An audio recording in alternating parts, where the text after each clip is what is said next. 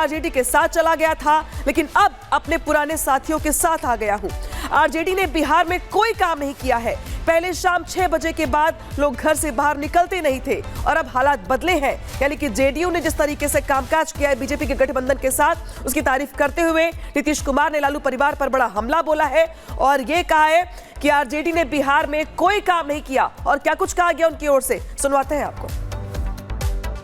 महिलाओं की ये स्थिति थी, जब हम लोग किए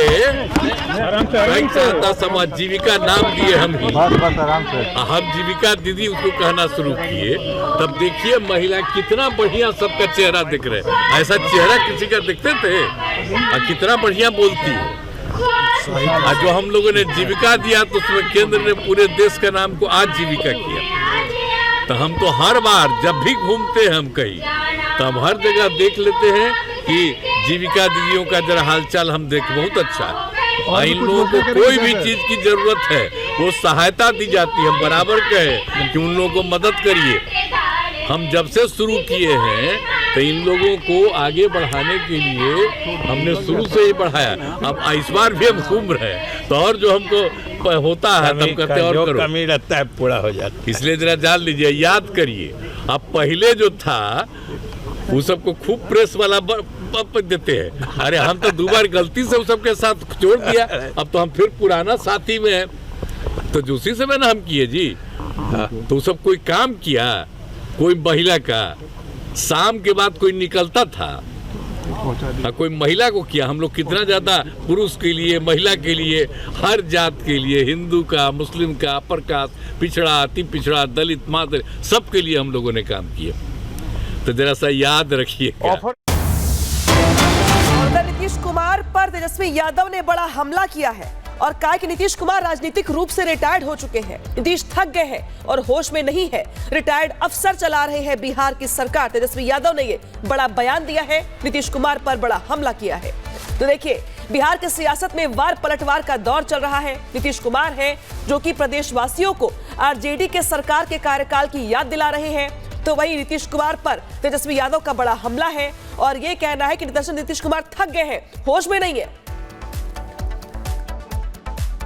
अरे भाई बोले ना बोले उससे क्या फर्क पड़ रहा है? आप बोलते हुए सुने हैं क्या? बताओ, मुख्यमंत्री की ये हालत की पॉलिटिकल स्टेटमेंट भी प्रेस रिलीज में देना पड़ रहा है। हाईजैक हो चुके हैं भाई। 2-4 लोग दिल्ली में हैं, 2-4 लोग यहाँ हैं। वही लोग अपने फायदे के लिए बीजेपी से मिले अपना सरकार चला रहे हैं। मुख्यमंत्री होश में नहीं है, वो निर्णय लायक नहीं रह गए। कोई भी निर्णय लेने लायक नहीं रह चुके। He is tired and he is running the government with the retired officers. खुद टायर्ड है और रिटायर्ड अधिकारियों के साथ बिहार चला रहे हैं। और बिहार के बाद अब बात यूपी की। यूपी के मुख्यमंत्री योगी आदित्यनाथ ने बड़ा बयान दिया है और ये कहा कि दरअसल उनका कुछ भी नहीं, राष्ट्र धर्म सर्वोपरि है उनके लिए। तो देखिए, मुख्यमंत्री की ओर से ये बड़ा बयान दिया गया है, जब मुख्यमंत्री ने साफ तौर पर यह कहा कि दरअसल मेरा कुछ भी नहीं, सब कुछ राष्ट्र के लिए है, राष्ट्र धर्म सर्वोपरि है। मुख्यमंत्री की ओर से यह बड़ा बयान दिया गया और यह कहा गया कि दरअसल मेरा अपना कुछ भी नहीं है। मुख्यमंत्री इसके पहले भी कई बार ये कह चुके हैं कि उनका परिवार पूरा प्रदेश है, पूरा उत्तर प्रदेश है, और एक बार उन्होंने फिर से इस बात को दोहराया है और कहा है कि मेरा कुछ भी नहीं, सब कुछ राष्ट्र धर्म है, राष्ट्र धर्म सर्वोपरि है। साथ ही उनकी ओर से यह भी कहा कि दंगा फसाद जहां पर होगा उस प्रदेश का विकास हो ही नहीं सकता। और देखिए, जिस तरीके से मुख्यमंत्री ने अपनी बात को दोहराया है और यह कहा है कि दरअसल कुंभ की सभी तैयारियां अपने अंतिम दौर में है। और क्या कुछ कहा गया उनकी ओर से, सुनवाते हैं आपको। सुशासन की पहली शर्त होती है सुरक्षा और कानून व्यवस्था की स्थिति। अगर उग्रवाद है, आतंकवाद है, उपद्रव है, दंगे फसाद हैं, तो विकास नहीं हो सकता।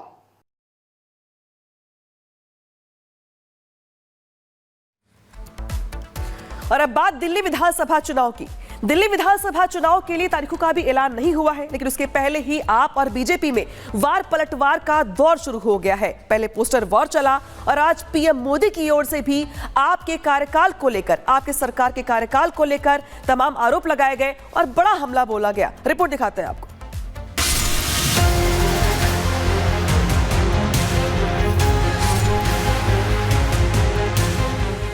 दिल्ली विधानसभा चुनाव में जितनी जुबानी जंग देखने को मिल रही है उतनी बीते चुनाव में नहीं दिखी। प्रधानमंत्री नरेंद्र मोदी केजरीवाल को आपदा बता रहे हैं और कह रहे हैं कि आपदा अब नहीं सहेंगे।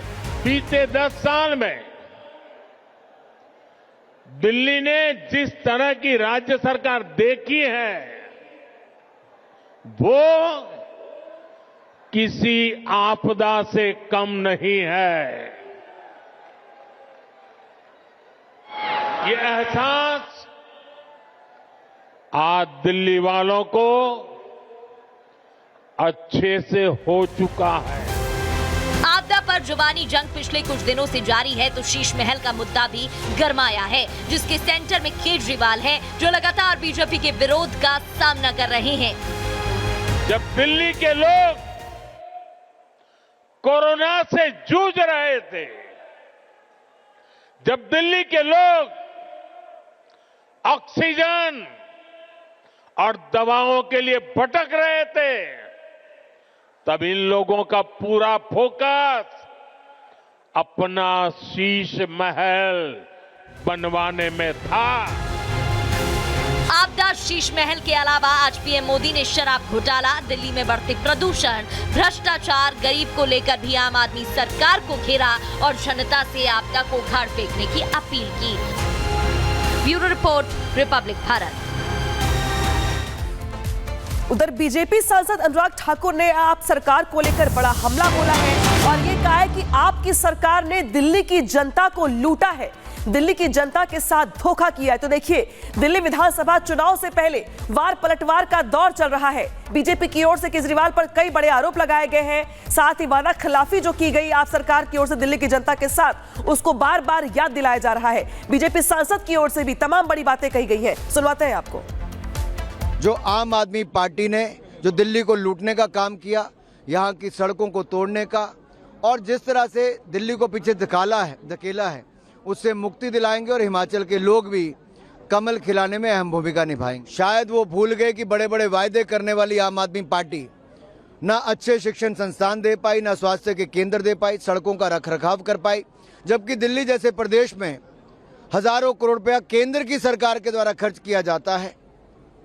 अधिकतर बड़े संस्थान केंद्र सरकार के द्वारा चलाए जाते हैं और अरविंद केजरीवाल जी तो भ्रष्टाचार का एक उदाहरण बनकर रह गए और आम आदमी पार्टी के पास कोई मुख्यमंत्री का चेहरा भी नहीं है।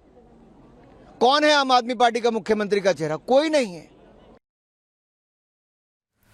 उधर अरविंद केजरीवाल ने भी बीजेपी पर पलटवार किया है और यह कहा है कि दरअसल बीजेपी